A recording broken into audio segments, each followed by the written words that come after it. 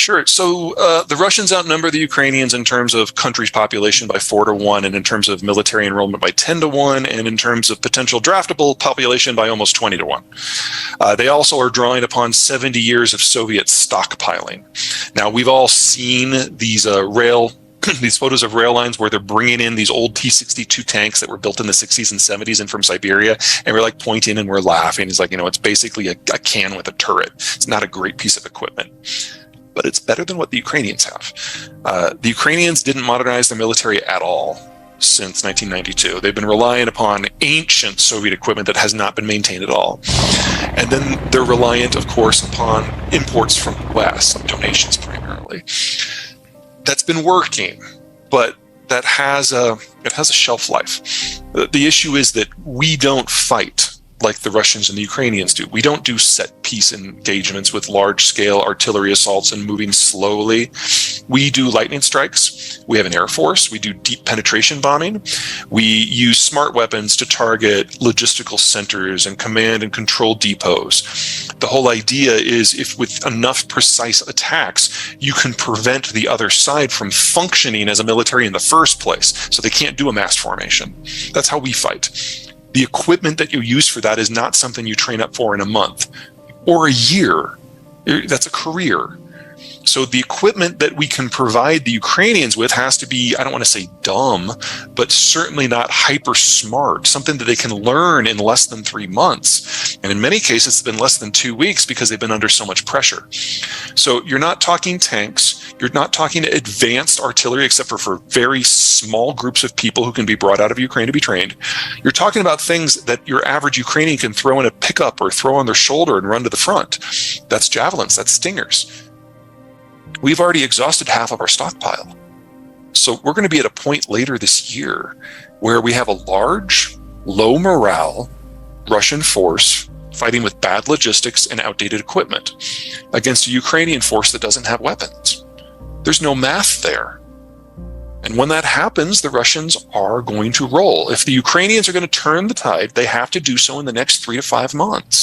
There are certain things that they can hit that would break the Russian lines, but they're not easy to get to, especially with the equipment that the Ukrainians are able to use. So I don't want to say this is over, but the midterm forecast here is not a good one for you. Oh no, the Russians have always intended to not stop until they have all of Ukraine, but not stop when they have all of Ukraine. The Russian goal here is to plug a series of geographic access points that allow penetration from outside of the Russian space into it. So the Polish plain, for example, the Bessarabian Gap down in Romania is another one. And unfortunately, Ukraine is between Russia and those gaps. So when if the Russians feel that they have subjugated Ukraine enough, they will then expand the war into additional countries. Of the next 9 countries that the Russians are eyeing, 5 of them are in NATO. So the American plan here is to give the Ukrainians everything they can possibly use in order to prevent a direct American-Russian fight. One of the lessons we took from the Ukrainian war in its first week was that the Russians are not capable of complex operations, which is what we do best. So we know if we have a direct fight, the Russians are going to get obliterated. But the Russians see this as a fight for their existential survival, and they're right. So if we do have that fight, there is very little to dissuade them from using nukes, because from their point of view, they have nothing to lose. The matter that we think of modern economies. Now, this was probably happening anyway.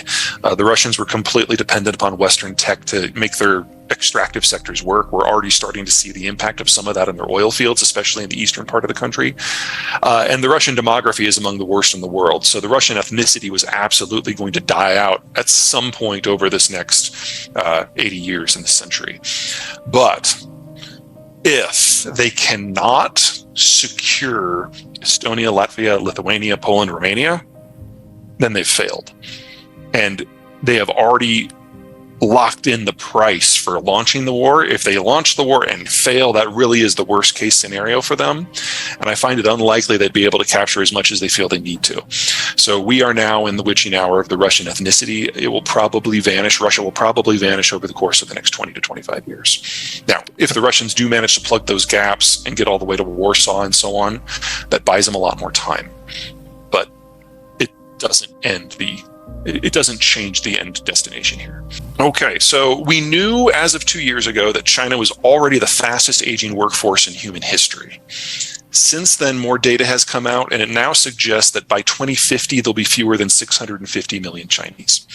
So we're looking at an excess of a 50% drop in their population in 30 years, assuming nothing else goes wrong. So many other things are going wrong. We're going to lose Russian crude from the market, whether it's because of sanctions or boycotts or degradation in the field because they can't get the tech in that they need. That hits China more than anyone else. We're seeing disruptions in agricultural markets, and the Chinese are the world's largest importer of either foodstuffs or the stuff you need to grow foodstuffs. So we're looking at a catastrophic reduction in their ability to maintain their standard of living before you get into the manufactured side of the equation. Already, there is not a manufacturing product that can be made in China at a lower cost than can be made in North America. Their labor is already aged out. The only reason we think of China as a manufacturing power today is because of the sunk cost of the industrial plant. You have to rebuild that. That doesn't happen overnight. That's not free. We're working on it. But there's no way that China emerges from this decade as a consolidated power. They won't have the people, they won't have the economy, they won't have the energy to keep the lights on. Most Chinese governments, going back for the long 3,500 years of Chinese history, have collapsed because of internal issues. Because you've got a strongly centralized system that tries to suppress everything, and that means you get bureaucratic sclerosis, which ultimately consumes the country from within. Or you get regional power mongers who basically take matters into their own hands and basically secede from the state, and it turns into a war zone among all these little principalities. We are at the extreme of the first at the moment. We will see the extreme of the other one within a decade. I don't think it's an incorrect measurement. You just have to take it in context with a lot of other things. So think of GDP like a baseball. If you throw it up, it goes faster and faster, and then slower and slower and slower and slower and slower. And at the peak, just before it falls, it's the highest it's ever been. China's basically been on that upward curve now for 40 years, but as their demographic situation gets worse and worse, the pace of increase is slowing. And I'm assuming here that Chinese data is a little fabricated anyway. That's just how things are. It's entirely possible that they're past the peak already. I don't know. I don't have access to the internal files of the Chinese system, which, I mean, let me back up. They don't collect what we would consider a real GDP number. So it's not like we could penetrate their information networks and get that number and find out what the truth is. No, they just don't do it. So their numbers are estimates that come from regional leaders who are trying to succour favor with the central government. And so everything is always inflated. And we've seen that now, that untruth unwind with the demographic data. That's how we know whether they're missing 100 million people. They just fabricate them in order to get better subsidies. But you have to take into account what goes into the GDP data.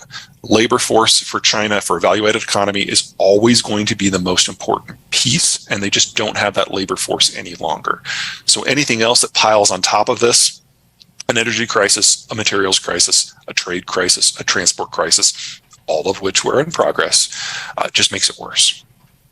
Well, let's split this into two categories. First of all, most of the countries that we consider competitors, China, Russia, Iran, they are so dependent on globalization. Really, the question should be how are we preparing for their weakness rather than their strength?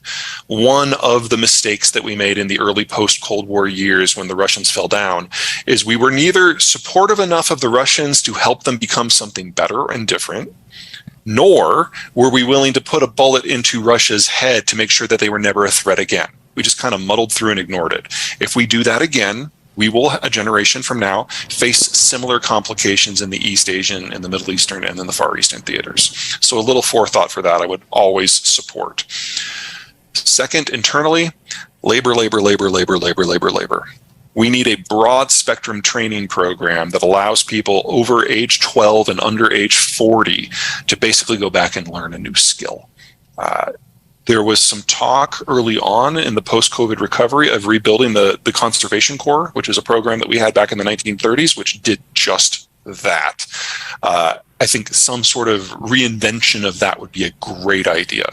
There are also some programs within the education department that I think are worth expanding. So, for example, the U.S. government will pay for part of your education to become a teacher if you put in 4 years in a school district that has trouble recruiting teachers. You do something like that across the entire workspace, especially in the trades. I can't imagine any state or local government. Where would folks